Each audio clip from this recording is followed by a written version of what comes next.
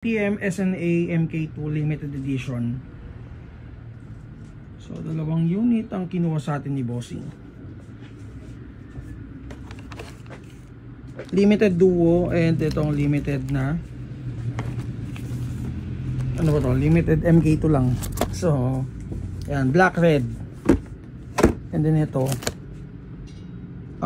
black red duo.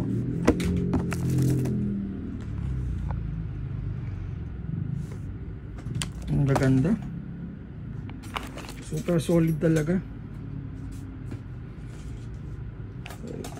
Sige, check natin.